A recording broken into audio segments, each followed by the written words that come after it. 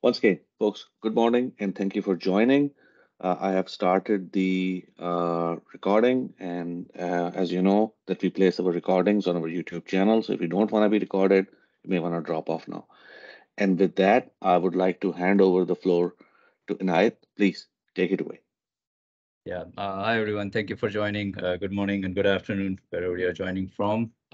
So today's topic, I'll be quickly going over on Azure OpenAI Service, as you may be already engaged in some form in OpenAI discussions, since it is quite overwhelming and lots of people have been put this in the discussions in different organizations as well, and even in the internal Microsoft and other places as well. So the key agenda I'm going to be covering is a brief overview of OpenAI, and then dive more into different models that we have, and I'll talk a little bit more about some of the key terms that are associated with OpenAI, just from a background perspective, and eventually dive into a little bit more on some use cases and some part of the demo. And if time permits, I'll open up for Q&A, and there are some Q&A which I left at the end of the session as well, which normally people have been asking about what they can do and what they can do and stuff like that. So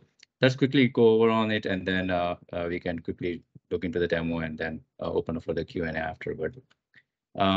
So just to quickly start with a high-level background into how OpenAI has been evolved, mainly from a generative AI perspective. So history perspective, we had artificial intelligence, which has been around for quite some time in 1956, right? When the whole goal for the AI is to imitate, say, human behavior by relying on machines to learn and execute tasks without explicit direction on what to output, right? So that's really what we are trying to imitate.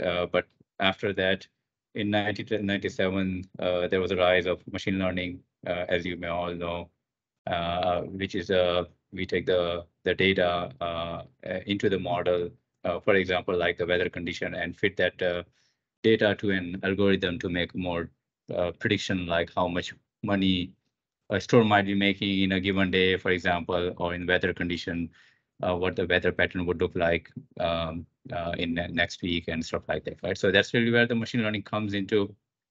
The next evolution came in 2017, where deep learning came into a picture, where we are using layers of network, which is used to process the data in much faster and efficient way to process a more data and more deeper integration that it can come out with a just like our human brain is using that neural network, right? So it can process the data and it can interrelate the data in a different ways. So that's where the deep learning came into the picture, and then here comes the generative AI, right?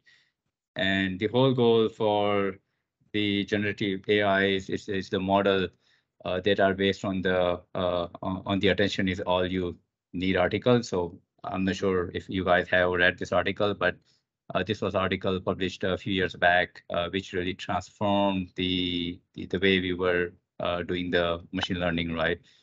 This is again based on the transformer model. Before this, supervised and unsupervised and discriminative models were really used, where you take the data and you train your model according to that. But this new generative model is based off on the transformer model, and which is based off on the massive corpus with the self-supervised learning behind the scene, sort of, right? It still use some supervised and unsupervised, but it also uses self-supervised learning behind the scene. And the OpenAI really models are a collection of generative AI models that can then produce language, code, and images out of those predefined, pre-trained massive corpus from those, right? So that's really the high-level background of AI and where OpenAI sits, which is in the generative AI space. That's where it sits right now. So quickly covering a little bit on a background on the partnership of Microsoft and OpenAI.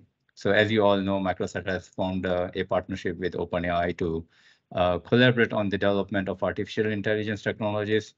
And the whole goal for this partnership is to aim to accelerate the development of advanced AI systems and bring the benefits of AI to more people. And as part of this partnership, Microsoft and OpenAI have agreed to work together on several key areas, including developing AI technologies and advancing in the AI research, which can, again, the goal is to benefit AI to more people and organizations at the end. Okay, and as you know, there are various different models available as part of OpenAI. GPT-3 is the core foundational model, which is used to generate and understand the text. And the codex is mainly used for generating and understanding the code. And you can just ask any question and it can ask to write certain code in Python or some other languages. It can write the code for you. So that's where you use the codex models. And then DALI is another category where it can generate the images. You ask a different prompts to the DALI, and then you refine your prompts, and it can generate the images according to what you are asking to do. And then I've seen very impressive result out of those. So we will cover some of this GPT-3 area mainly during today's topic. Not on the DALI because it's not currently available as part of Azure OpenAI service. So we'll just cover on the first two in most part. Moving on, so where does the OpenAI sits in our overall service landscape in AI space? So as you know, we at the bottom, we have Azure machine learning, where you can develop your own model and stuff like that. But on top of that, we have a cognitive service, which is where the OpenAI service is enabled or is part of. And this is where you can call the endpoints, and then there are already pre-trained models are out there, and then you call the endpoint, and it just gives you a response back based on whichever service that you are trying to use. And there are other things that you built on top of it. Again, from the bottom, you have more coded solution that you have more control over. As you go upper and upper, you are going towards low code to no code solution. So that's how I would interpret this diagram. But again, some of the services then you eventually use within your application, so sometimes the SaaS application and stuff like that, and then you leverage some of these features and technologies underneath. You can call it and then leverage those for your use or integrate as part of your processes. Moving on to Azure OpenAI. So how is Azure OpenAI is different from OpenAI, right? So again, OpenAI gives you sets of model, but where it lacks is the providing you a platform as a service. That's where it doesn't offer you that. So that's where the Azure OpenAI comes into the play, where it is aimed to provide a scalability and reliability that you normally get it as part of your other services Azure is offering. So really, it is based off some of the features that it is offering is the robust, responsible content filtering and low latency service, security and all those things, which is already baked it into that one. So some of these things are already leveraging existing features and technologies which are already baked into Azure that you have already been using, virtual network and all those kind of stuff. It's all baked into this Azure OpenAI service. So as a whole package, you get a more scalable and robust and reliable service. So that's really what Azure OpenAI offers on top of OpenAI. So basically, some of these OpenAI models, they have been pulled into Azure and then bundle that as part of the platform as a service. Moving on, some of the key concepts I would like to bring everybody to attention. These are some of the important concepts which you hear or terms that you normally see as part of the OpenAI. So most of the time you see the prompts or prompt engineering. So what basically it is this is an input that you provide to ask OpenAI to generate something out, right? And it is very important that you provide a very precise input or more better input you provide, more better output you will gonna get. In some cases, for example, here is give me a list of cat breeds, right? Or sorry, if you ask, give me a list of breeds, right? So it won't know what exactly you're asking for. But if you specify, give me a list of cat breeds, then it's going to be more precise in how it responds. So again, the key guidelines here is show and tell. So basically, you should be showing and telling what you explicitly looking for, and then it should give you a better result. And making sure you have provide a good quality data in order for a model to generate. So if you are trying to summarize something or trying to categorize something, make sure the quality of the data is better, then it can give you much better results. Also make sure you check your settings. For example, there are settings like temperature, which is basically how generative that the response needs to be. So in some cases, if you are just looking for factual information, then you should keep your temperature low. But if you are writing a poem, for example, or writing a story, or a little bit more generative in nature, then and in that case, you keep the temperature a little bit higher. So it can give you a different responses in more generative in nature rather than more of a factual in nature. The other concept is tokens. So all the responses that you send to OpenAI or receives the output from OpenAI is calculated in terms of tokens. And tokens are basically a piece of words that you are sending it, and then the piece of words that you are receiving, right? So that's where the tokens comes into the play. The reason this is very important is there are some limitations of how many tokens that you can send and receive the data within that limit of tokens. So apparently, like at an average, like 1 token is equal to 4 characters. So you can do the math and how many tokens that you may need in order to process your data and getting the response back as well. So the other concept is embeddings, and which is really a vector representation of your data in a numerical format. And the whole purpose for this is sending a text is a little bit more, or manipulating the text is a little bit more challenging from a computer perspective. Computer deals with the numeric data much faster, as you all know. So this is where it converts the word representation in a vector in a numeric format, and then basically it is used for word similarity matching and stuff like that. It's very efficient in doing those kind of stuff. And basically you can use some algorithm related to cosine similarities and all those kind of stuff where it can find how far that two vectors are and stuff like that. And so it can know whether the two words are identical or two sentences are identical or not, right? So that's where it's used for. A few use cases for this embeddings are used today are in search similarities, recommendation, or clustering side, where you want to cluster certain similar group of products or words in one same cluster, right? There's a concept also called completion. So when you use SDK or OpenAI Python library or something like that, that's where you see this completion pops up there.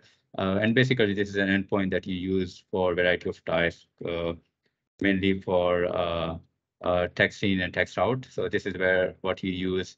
Eventually, that prompt feeds into that, and you receive the output from the model.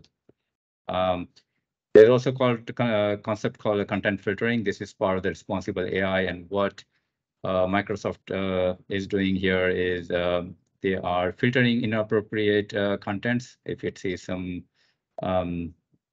inappropriate language in your text input or output, it does filter those information out and triggers the event notifying that this event has happened, right? So again, this content filtering is by default available. You can opt out from it if you need. There is a form that you need to submit, and then you can provide a reason why you want to opt it out, but you can opt it out from it if you don't want it. There's also a concept for fine tuning. So again, the prompt is normally what you use to submit the input, and the refinement of prompt and all those things. Prompt engineering is one big major part of how you're getting the response. But sometimes if you are sending the same request over and over again, or sometimes you want to bring your own organizational data that you want to implement or change your biases around your how model reacts or the weight of the certain models aspects of it, that's where the fine tuning comes into the play. So this is an opportunity for you to bring your own data or internal data or domain knowledge that you bring it into, you fine tune the model, and then basically you that fine tuning affects the biases and the weights that model has been trained on. Again, don't think that the fine tuning will affect the factual data. It's not intended to do that. It's just impacting the bias and the weightage aspects of it. All right, so moving on. So these are again, we already briefly covered the GPT. There are three models here. GPT-3 is mainly used for your generative nature for text, anything to do with the text where you are summarizing the text or chat stuff that you are asking something and then you are getting response back. And the codex is really where you want to ask OpenAI to write a code for you or SQL queries and stuff like that. So examples are right below there. So you ask it and then it will gonna write the code for you. And again, DALL-E, as I mentioned, it can do pretty good job when you provide the prompt. Okay, in this case, there's a white cat here, and then basically it will generate the photo behind it. But if you want to integrate or blend this cat with some other background and stuff like that, you put that into the prompt, and basically it starts to generate a very interesting images that you can play around with. All right, so again, in GPT-3, there are 4 different models here. Most powerful model is the Da Vinci, which is again used for more complex intent and for summarization and stuff like that. It has more token limits here, 4,000, as you can see here. The next level is the Curie, which is again a less powerful, but again, also the benefit of it is a little bit of a less costly and much faster. So if you don't have really complex use case, then you don't necessarily want to use the same hammer for everything. You can just use Curie in this case. It can do a fairly reasonable job and a pretty good job actually in the complex classification and text sentiment and summarization side of it. Babbage is another one, again, for little moderate classification or moderate kind of a use case, and ADA is again for a simple classification and not too complex use cases that you can use ADA. So general guidelines here is you can, if you have any use case, you should start with Da Vinci first, and then if it can meet your need, what you are looking for, then you know that OpenAI is the right model that you can go with, and then you can after that you can try to play it out with other lower level models and see whichever model fits best for your need and your budget. Then you can lock down onto that particular model. Okay, moving on. Here's example of a couple of use cases here where you are using Da Vinci model here, and then you are providing the text here, and then basically asking a model, providing the instruction to filter or extract some information out. For example, in this case, you are asking what is the main reason of the conversation, and then basically it will gonna list out all the information here. What is the sentiment of the customer? How did the agent handle the conversation? All those things. So it does extract this information out from the text and put that as part of the output. So again, it does pretty good job in this as well. The other use cases in this case is so you're providing some instruction in English and asking, sorry, in German, and then in English you are asking to do certain things, right? Or write an email or write a letter in this case. So again, it can also do a translation as well from one language into another. So the input could be in one language, but then your output could potentially be in a different language as well. All right, so let's move on. I'm going to skip this one. Yeah, so this is again, if you want to extract some contents out from the email that you may have, like you want to extract out the email address or your address or something like that, you just ask that, feed that email into as an input, and then it's going to extract the address out from this email. Okay, so I'm going to come back to this one. So what I'm going to do now is let me launch the. We are running pretty close on this one, so let me quickly show you. So basically, the way you create the service is via you search for that OpenAI service here, And then basically pretty standard kind of a stuff where you just go and create the normal service where you can provide which region and all those kind of stuff, name and all those kind of stuff. And what it does, it provisions the service for you. You may not necessarily be able to do it right away. You will gonna have to submit a request form in order to get the access. Make sure if you are requesting OpenAI's request, you don't select the DALI in there. If you select the DALI, it goes to the different group, and the approval will take some time. So make sure you uncheck that tally option and then submit the request. Once your request is approved, then you should be able to provision the Azure OpenAI service. And here is what the Azure OpenAI service looks like. Pretty standard things here. One thing I would like to highlight here quickly is the networking here. So it does offer the same networking aspects where you can apply firewall rules and virtual network, drop this into your VNet and all those kind of stuff, all the cool features that you can lock your security down. Everything is available in here as well. And if you go into the overview, there are different options here. So you can do a playground here, or you can also deploy your model. So before you use any model in your applications or anywhere, you need to deploy the model. So basically what it does is you create a new deployment here, provide the name, whatever you want, and then you choose the model that you want to deploy, right? And that model becomes available for you to consume here. One thing to note here, once you choose a particular model, you cannot use the same model for your another deployments. It's only one model mapping that you can do it to the one deployment only. Unless it's a different version, that's a different story. Okay, so going back here, I'm going to quickly show you the okay, explore this one from a playground perspective. So what you can do here is, here's a playground here. Let's load one of the example here. So if you want to write for example, a code, right? And if you ask, okay, here's my information, here are my attributes, and then you can ask it to write a select statement, then basically what it does is it is going to basically fill out the information for select and then automatically write a query for you. So again, this is a very quick example of your a codex side of it, or DaVinci can also handle this one as well. Pretty okay. You can also do a summarization text. And basically, if you have a text here, you ask it to summarize it, and then basically it will going to give you the a short summarization of or gist of this whole text here. So again, there are different stuff that you can do it here. I mean, possibilities are unlimited here. In this case, it's going to, you're trying to classify certain things. So you give the example, what is a Facebook, how Facebook is classified, how LinkedIn is classified, and stuff like that. And then you ask model to classify FedEx, and then basically it is going to classify this based on what you have provided the prompt. And this is where, again, show and tell comes into the picture. Make sure you provide in more input you provide, better result you get, or more precise input you provide, more precise output you will get. On the right side, you see some temperature settings here. So if you need to be a little more generative in nature, then you can just change this temperature here.